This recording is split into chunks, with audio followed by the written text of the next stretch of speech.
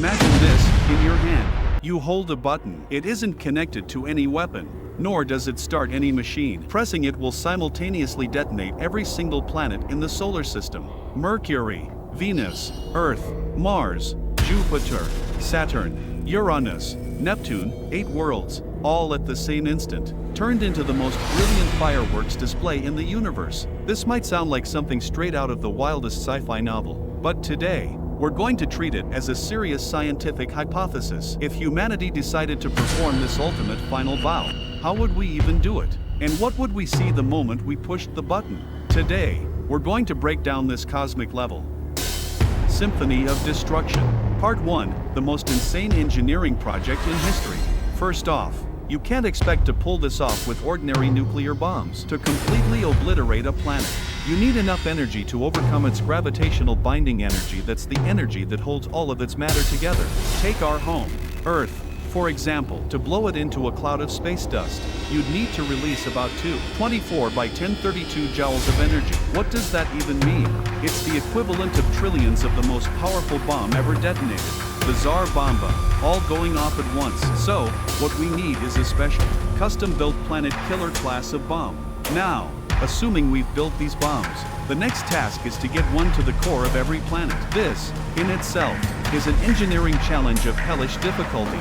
Stop 1, the rocky planets, furnaces and hells. Our journey begins in the inner solar system. Mercury, this place is basically a cosmic blast furnace. Daytime surface temperatures exceed 400 degrees Celsius, hot enough to melt tin and lead. Any drilling rig you send would have to be made of ultra-high melting point metals like tungsten and tantalum carbide. Even then, it would need a powerful electromagnetic shield to withstand the constant, lethal stream of radiation from the sun. Drilling here would be a minute-by-minute test of the absolute limits of material science. Venus, if Mercury is an oven, Venus is a pressure cooker combined with a bath of acid. The atmospheric pressure here is 92 times that of Earth, enough to instantly crush a nuclear submarine. The atmosphere is also filled with clouds of highly corrosive sulfuric acid. As your probe descends, its shell would be constantly eroded, and its camera lens would go blurry within minutes. Because of this, you can't use a traditional drill. Instead, you'd need a brand new kind of bioengineered probe that relies on nanobots for self-repair. As the probe gets corroded,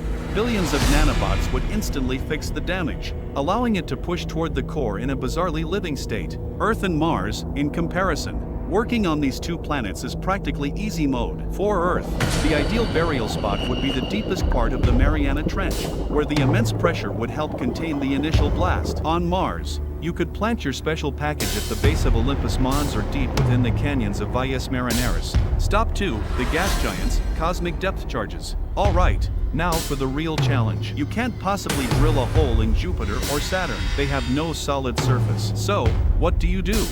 The answer, gravity. You would need to install your planet killer onto a core anchor made of theoretically the densest matter possible, for example, a small piece of neutron star material, perfectly encapsulated by future technology. The weight of this device would be unimaginable. A single teaspoon of it would weigh billions of tons. Jupiter, you'd fly your ship over the famous Great Red Spot and then, like dropping a cosmic depth charge, release the core anchor. It would plummet at incredible speed into Jupiter's swirling ammonia clouds, then sink through thousands of kilometers of liquid hydrogen ocean, and finally reach the core of liquid metallic hydrogen, where the pressure is millions of times greater than Earth's. This entire process could take months. Saturn, Uranus, and Neptune, the same operation would apply to the other gas and ice giants. For Saturn, you'd drop it into the mysterious hexagonal storm at its north pole, and in the freezing depths of Uranus and Neptune, this superbomb would lie dormant, silently waiting for the final signal. When the cores of all 8 planets have been armed, a command ship, parked at the gravitationally stable Lagrange point 1 between the Earth and the Sun, would become the conductor's podium for this cosmic symphony. An encrypted, light-speed signal, like the first downbeat from a conductor's battery, reaches the core of every planet instantly. In the grand theater of the universe, this performance is absolutely silent. First movement, the shattering of rock. The first to respond are the 4 rocky planets of the inner solar system. Mercury, the planet closest to the Sun, is almost instantly vaporized, turning into a cloud of superheated plasma brighter than the Sun's own surface. The thick atmosphere of Venus is ignited from within, forming a giant, churning orange fireball. like a temporary star. The explosion of Mars is like a blooming flower of red rock, throwing billions of tons of rock and dust into space, creating a spectacular interstellar cloud. And our Earth, the blue marble, disintegrates in a heartbreakingly beautiful way. The crust shatters like an eggshell. The oceans instantly boil away, turning into a massive cloud of white steam. In its final moment, the Earth blossoms into a giant flower of pure white light in fragmented continents, before completely vanishing. Second movement, the Dance of Giants. Next, the giants of the outer solar system join the violent dance. Their explosions will be the absolute climax of the show. Jupiter, as the king of the solar system. Its explosion is the most majestic. A tremendous amount of hydrogen and helium is ignited by nuclear fusion. Jupiter doesn't explode outward, but expands, turning into an immense, brilliantly colored, glowing nebula. For the first few hours, this nebula's brightness could even briefly outshine the sun, bathing the entire solar system in strange, beautiful colors. Saturn's farewell is the most gorgeous of all. As the planet's body erupts, its beautiful rings are instantly vaporized by the massive energy shockwave. Countless ring particles made of ice crystals become like a diamond storm sweeping through space, shimmering against the light of the explosion.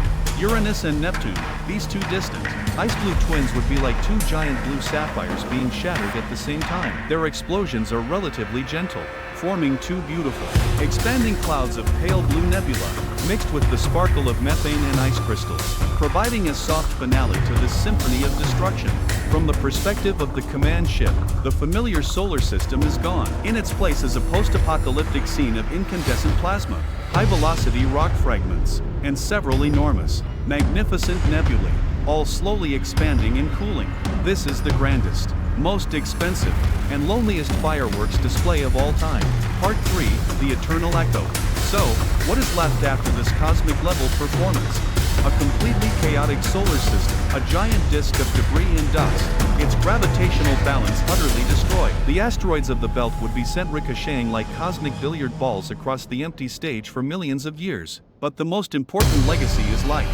The light from this great explosion will travel into the depths of space as our civilization's final messenger. A few light years away, our nearest neighbors will see our sun's location suddenly flare up with an unbelievable intensity. Tens of thousands, or even millions, of years later, on the other side of the Milky Way galaxy, a highly advanced civilization might point their telescopes at a slowly dissipating, strangely symmetrical nebula. They will find that it doesn't conform to any known natural phenomenon. They won't know about humanity. They won't know about Earth. And they certainly won't know why we did it, but they will see our work.